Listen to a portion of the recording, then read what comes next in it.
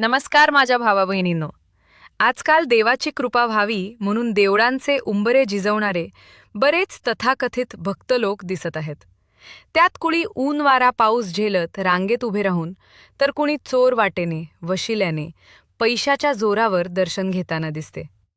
मुळात हे देवाचं दर्शनच नसतं, हे फक्त मूर्तीचं दर्शन असतं. अरे थोडीफार तरी लाज, थोडीफार तरी शरम शिल्लक आहे की नाही? देव तुम्हाला वेडाखोळा वाटतो की काय?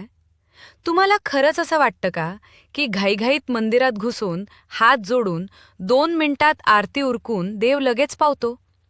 देव जर एवढाच सोपा असता तर या जगात पापच उरलं नसतं ना. तुम्ही देवाला किराणा दुकानातल्या सौद्याप्रमाणे हाताळलाय. धावतं दर्शन, थोडीशी पूजा आणि त्याच्या बदल्यात सगळ्या लबाडगिरीला माफी. अरे तो देव आहे. तो तुमच्याकडे सूक्ष्म नजरेने पाहतोय. तुमचा चालूपणा त्याच्या लक्षात आलेला आहे. पण तो गप्प आहे, कारण तो तुम्हाला सुधारण्याची शेवटची संधी देतोय. हे सुद्धा लक्षात ठेवा, संधी वारंवार मिळते, पण कायमची नसते.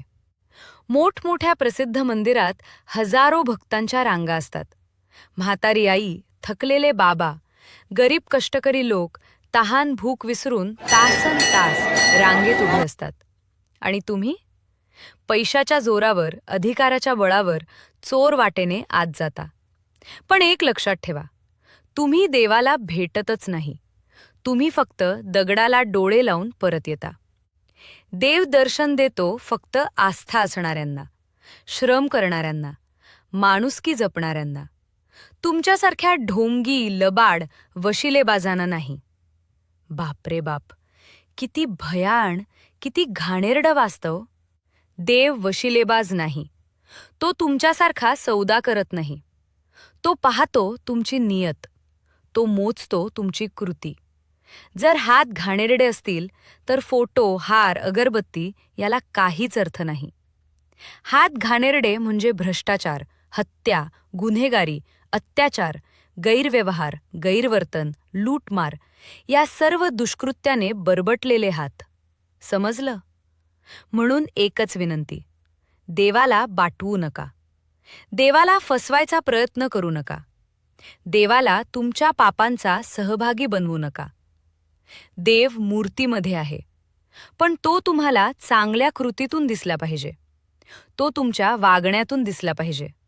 अन्यथा तुम्ही फक्त दगडाच्या मूर्तीचे दर्शन घेतले इतकाच त्याचा अर्थ. आणि जर वागणूक बदलली नाही तर लक्षात ठेवा, तुम्ही आयुष्यभर फक्त मूर्तीच पाहत राहाल, देव नाही. हे कठोर आहे, पण सत्य आहे. तुमचं मत काय? कमेंटमध्ये जरूर सांगा.